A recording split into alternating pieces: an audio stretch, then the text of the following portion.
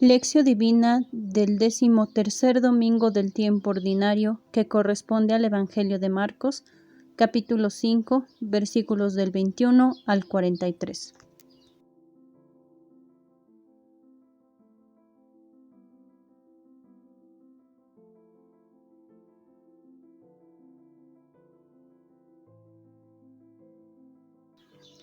Padre Dios, Padre bueno, tú que por medio de Jesús mostraste tu divinidad ante los paganos y judíos, te pedimos que nos envíes el Espíritu Santo para que nos haga entender tu palabra y esto nos lleve a entender lo importante de la misión hacia los más alejados y los necesitados. Te lo pedimos por Jesucristo nuestro Señor. Amén.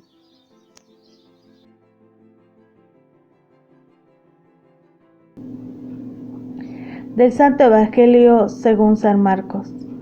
Gloria a ti, Señor. En aquel tiempo, cuando Jesús regresó en la barca al otro lado del lago, se quedó en la orilla y ahí se le reunió mucha gente. Entonces se acercó uno de los jefes de la sinagoga, llamado Jairo. Al ver a Jesús, se echó a sus pies y le suplicaba con insistencia: «Mi hija está agonizando. Ven a imponerle las manos, para que se cure y viva». Jesús se fue con él, y mucha gente lo seguía y lo apretujaba. Entre la gente había una mujer que padecía flujo de sangre desde hacía 12 años. Había sufrido mucho a mano de los médicos, y había gastado en eso toda su fortuna. Pero en vez de mejorar, había empeorado. Oyó hablar de Jesús. Vino y se le acercó por detrás entre la gente, y le tocó el manto pensando que con solo tocarle el vestido se curaría. Inmediatamente se le secó la fuente de su hemorragia y sintió en su cuerpo que estaba curada. Jesús notó al instante que una fuerza curativa había salido de él.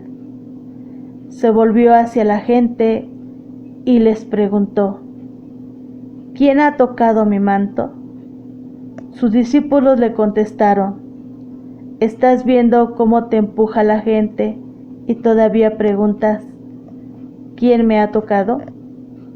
Pero él seguía mirando alrededor para descubrir quién había sido. Entonces se acercó la mujer, asustada y temblorosa, al comprender lo que había pasado. Se postró a sus pies y le confesó la verdad. Jesús la tranquilizó, diciendo: «Hija, tu fe te ha curado. Vete en paz y queda sana de tu enfermedad». Todavía estaba hablando Jesús cuando unos criados llegaron de casa del jefe de la sinagoga para decirle a éste: «Ya se murió tu hija, ¿para qué sigues molestando al maestro?». Jesús alcanzó a oír lo que hablaban y le dijo al jefe de la sinagoga: «No temas, basta que tengas fe». No permitió que lo acompañaran más que Pedro, Santiago y Juan, el hermano de Santiago. Al llegar a la casa del jefe de la sinagoga, vio Jesús el alboroto de la gente y oyó los llantos y los alaridos que daban. Entró y les dijo: «¿Qué significa tanto llanto y alboroto? La niña no está muerta, está dormida». Y se reían de él. Entonces Jesús echó fuera a la gente y con los padres de la niña y sus acompañantes entró a donde estaba la niña, la tomó de la mano y le dijo: «Talita cum», que significa: óyeme, niña, levántate. La niña, que tenía 12 años, se levantó inmediatamente y se puso a caminar. Todos quedaron asombrados. Jesús les ordenó severamente que no lo dijeran a nadie y les mandó que le dieran de comer a la niña. Palabra del Señor. Gloria a ti, Señor Jesús.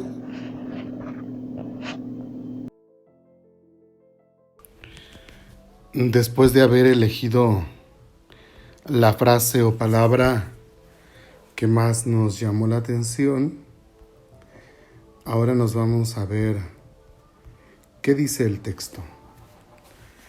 En este 13º domingo del tiempo ordinario, la Iglesia nos propone una meditación de 2 milagros de Jesús en favor de 2 mujeres. El primero, una mujer considerada impura a causa de una hemorragia que padecía ya desde 12 años atrás. Pobre mujer, ¿no? Cuánto sufrimiento. El otro favor es de una niña de 12 años de edad, recién muerta. Según la mentalidad de la época, cualquier persona que tocase la sangre o un cadáver era considerada como impura. Sangre y muerte eran factores de exclusión. Por eso las 2 mujeres estaban marginadas, excluidas de la participación de la comunidad. También hoy hay categorías de personas que están excluidas o que se sienten excluidas de la participación de la comunidad cristiana. Sería interesante preguntarnos, ¿cuáles son hoy los factores que causan la exclusión tanto de la Iglesia como de la sociedad? Marcos describe los 2 milagros con imágenes muy vivas. El texto es largo. Durante su lectura, considera que estás en medio de la gente acompañando a Jesús hacia la casa de Jairo. Y mientras caminas en silencio, trata de poner atención a los comportamientos tan variados de las personas que aparecen en la descripción de los 2 milagros. Jairo, el padre de la niña, la gente, la mujer que sufre a causa de la hemorragia, los discípulos, la niña. Pregúntate, ¿cómo sería tu comportamiento? Bien, una probable división del texto podría ayudarnos a la lectura. Marcos 5 del 21 al 24, el punto de partida: Jairo pierde la hija, Jesús va con él, la gente lo sigue. 5, 22, 26, la situación de la mujer que sufre de una hemorragia irregular. 5, 27, 28, el razonamiento de la mujer ante Jesús. 5, 29, la mujer consigue su intento y queda curada. 5, 30, 32, la reacción de Jesús y los discípulos. 5, 33, 34, la conversación entre Jesús y la mujer curada por la fe. 5, 35, 36, la conversación entre Jesús y Jairo. 5, 37, 40, la llegada a la casa de Jairo y la reacción de la gente. Y por último, 5, 41, 43, la resurrección de la niña. ¿Qué más podemos decir para profundizar en el tema? A lo largo de las páginas de su Evangelio, Marcos va aumentando las informaciones sobre la persona de Jesús. Hace ver cómo el misterio del reino se refleja en el poder que Jesús ejercita a favor de los discípulos y de la gente, y sobre todo a favor de los pobres y marginados. Al mismo tiempo, a medida en que ese poder se manifiesta, aumenta en los discípulos la capacidad de entender, y queda siempre más claro que tienen que cambiar las ideas que tienen sobre el Mesías. De otro modo, la incomprensión crecerá y van a correr el peligro de alejarse de Jesús. También hay que decir que en los años 70, época en la que Marcos escribe su Evangelio, existía una gran tensión entre las comunidades cristianas, va a existir una gran tensión en las comunidades cristianas entre los judíos convertidos y los paganos convertidos. Algunos judíos, sobre todo aquellos que habían pertenecido al grupo de los fariseos, continuaban fieles a la observancia de las normas de la pureza de su cultura milenaria, y por eso entendemos tenían dificultad de vivir con los paganos convertidos, porque pensaban que éstos vivían en la impureza. Por esto la narración de los 2 milagros de Jesús a favor de 2 mujeres era de gran ayuda para superar los viejos tabúes. Interesante. Bueno, ahora sí nos vamos al texto. El punto de partida: Jairo pierde a la hija, Jesús va con él y la gente lo sigue. La gente se une a Jesús, que ha llegado a la otra orilla. Jairo, jefe de la sinagoga, pide ayuda para su hija que se está muriendo. Jesús no hace caso omiso, va con él y la gente lo acompaña, empujándolo por todas partes porque todos quieren estar cerca de Jesús cuando vaya a realizar el milagro. Y ese es el punto de partida de los 2 episodios que siguen. La curación de la mujer que padece ya desde hace 12 años atrás a causa de una hemorragia y la resurrección de la niña de 12 años. Fíjense qué difícil, 12 años de hemorragia.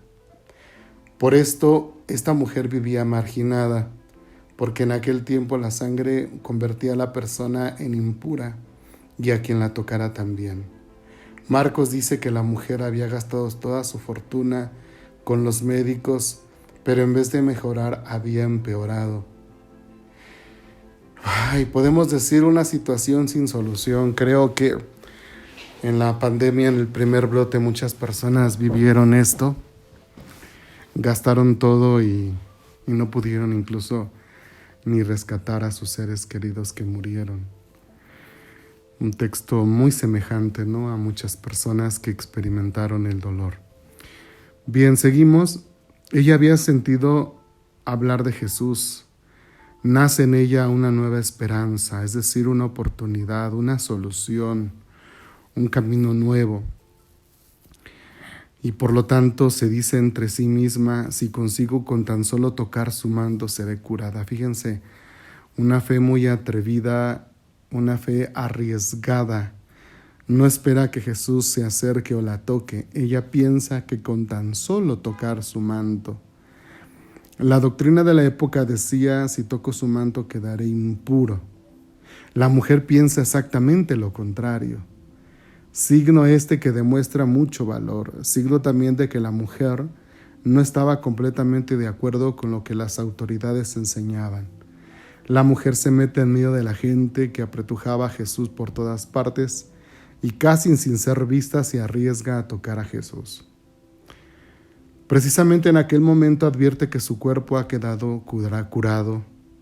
Hasta hoy en Palestina, en una curva del camino cerca del lago de Galilea, vecino a Cafarnaúm, se lee sobre una piedra esta inscripción: aquí en este lugar, la mujer considerada impura, pero llena de fe, tocó a Jesús y se curó. Qué hermoso, ¿verdad?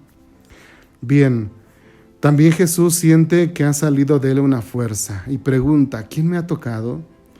Los discípulos van a reaccionar, pues ante tanta gente, ¿quién se va a dar cuenta de esto? He aquí de nuevo un pequeño desacuerdo entre Jesús y sus discípulos. Jesús poseía una sensibilidad que no era percibida por los discípulos. Estos reaccionan como todos y no entienden la reacción distinta de Jesús, pero Jesús no renuncia y sigue preguntando.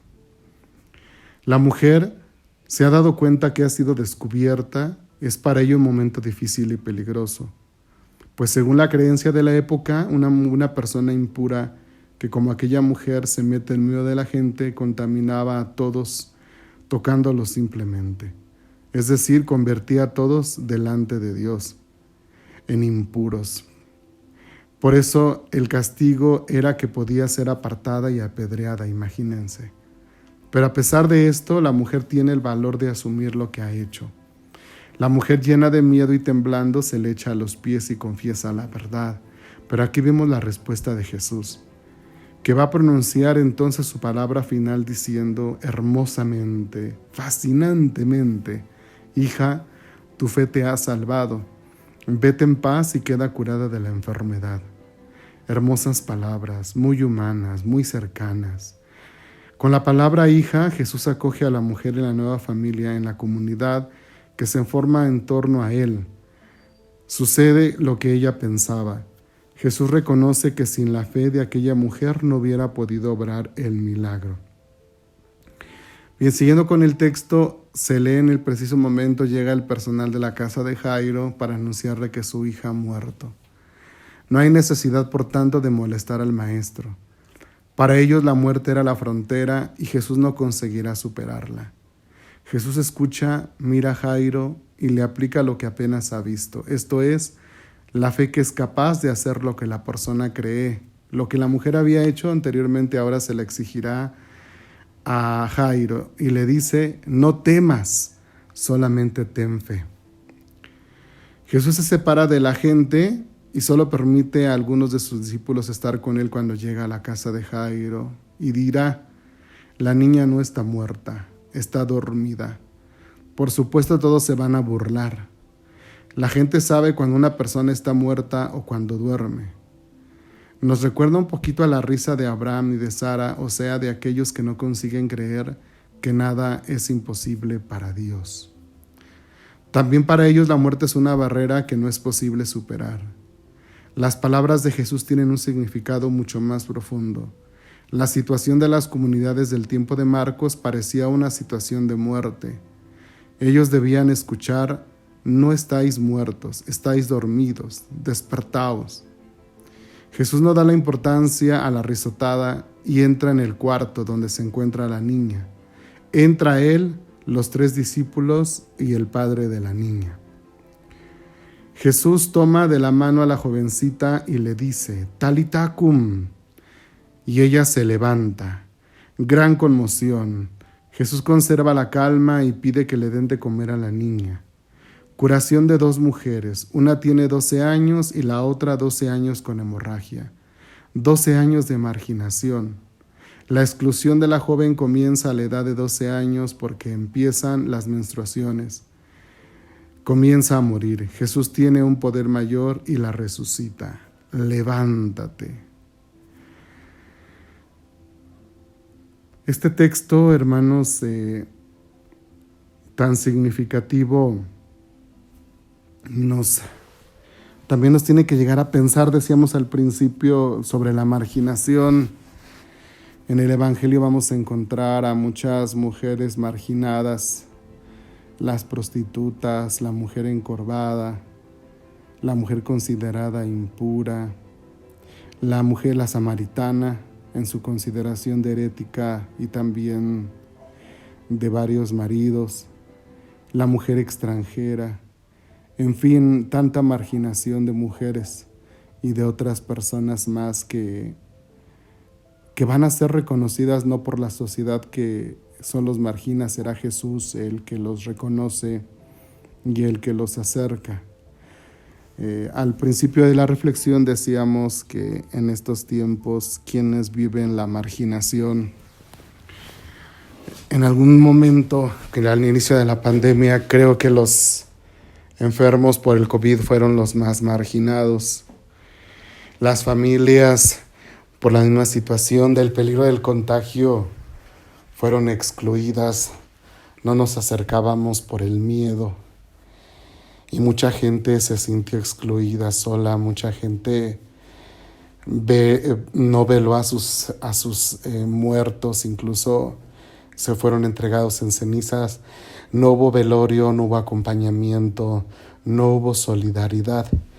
Creo que vivimos una marginación muy fuerte en nuestro país. Pero también hay más marginados. En un tiempo fueron los enfermos de VIH. En un tiempo también la comunidad LGTB. Y así muchos más, ¿no?, que han sido marginados o siguen siendo marginados ante la comunidad o ante las personas por ser un grupo minoritario. Y creo que nuestra tarea, hermanos, es como para pensar qué tanto también nosotros estamos excluyendo o teniendo la actitud de Jesús de inclusión, de que esa gente se sienta valorada, reconocida. Bueno, eso por una parte. También por la otra, creo que este texto, así como también siguiendo en una aplicación caserita, nos tiene que llevar a pensar en que hoy más que nunca necesitamos una fe atrevida como la de estas mujeres. Si nosotros fuéramos los excluidos, arriesgarnos. Si nosotros fuéramos los del problema, necesitamos creer que Dios puede ayudarnos. Hoy nos hace falta una fe como la de esa mujer que creyó que con tan solo tocar a Jesús quedaría sano. Fíjense, lo vemos en gente que hace procesiones, que van a Chalma, que van a Juquila, con Nuestra Señora de Guadalupe, una fe tan grande y han recibido tantos milagros. Y a veces nosotros los tenemos tan cerca y ya no creemos en los milagros. Necesitamos tener una fe apasionada, una fe grande, una fe atrevida. Y también habrá momentos, hermanos, en que también vamos a tener problemas tan fuertes como los de Jairo, que para los demás nos van a decir, ya no busques a Dios, tu problema ya no tiene solución, ya no hay nada que hacer. Pero Jesús nos va a decir, ánimo, solo ten fe. Entonces ahí está la clave, la confianza en Dios. Va a actuar, Él va a caminar con nosotros y nos va a devolver la libertad, la solución a los problemas, la salud a la enfermedad, a los conflictos. Solo necesitamos creerle.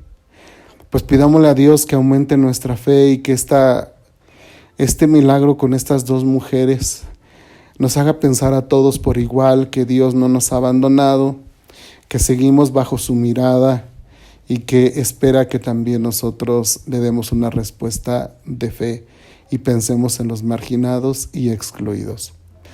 Bueno, pues esperamos que esta propuesta tan modesta les ayude para preparar su lección divina en los distintos niveles, o al menos que los ayude a prepararnos para nuestra misa dominical, que nos dé elementos para nuestra reflexión personal. Pues que le rogamos a Dios que los colme de bendiciones, los llene de su santo amor y los haga muy felices. Y la bendición de Dios Todopoderoso, Padre, Hijo y Espíritu Santo, descienda sobre ustedes y permanezca para siempre. Nos vemos dentro de 8 días.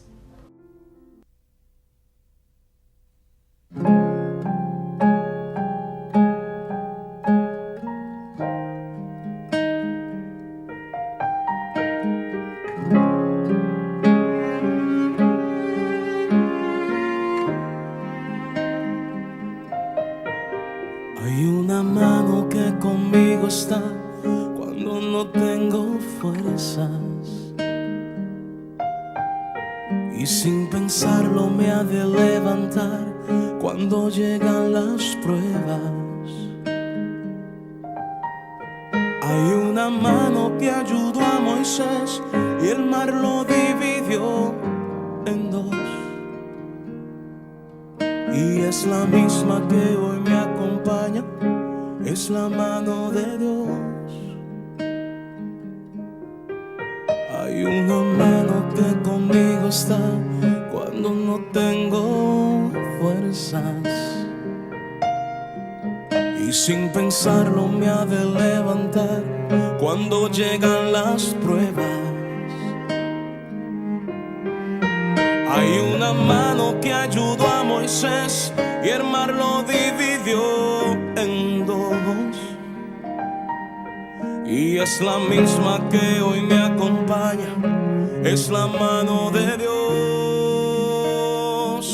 Es la que me sostiene cuando voy a caer, es la que a mí me mueve para obrar con poder, la que me alcanza y nunca falta, me mueve con poder. Es la que me sostiene cuando voy a caer, es la que a mí me mueve para obrar con poder, la que me alcanza y nunca falta, me mueve la mano de Dios.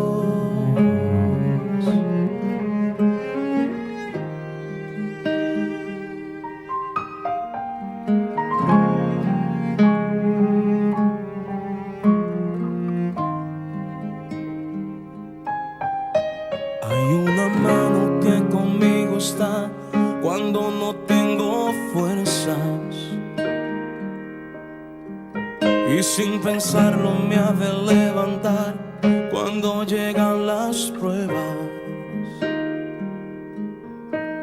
Hay una mano que ayudó a Moisés y el mar lo dividió en dos. Y es la misma que hoy me acompaña, es la mano de Dios. Es la que me sostiene cuando voy a caer, es la que a mí me mueve para obrar con poder, la que me alcanza y nunca falta, me mueve con poder. Es la que me sostiene cuando voy a caer, es la que a mí me mueve para obrar con poder, la que me alcanza y nunca falta, me mueve con poder. Es la que me sostiene, me mueve con poder, la que me alcanza y nunca falta, me mueve con poder. Tu mano, Señor, tu mano, Señor, la que me alcanza y nunca falta, me mueve con poder. Es la que me sostiene, me mueve, la que me alcanza y nunca falta, me mueve, la mano de Dios,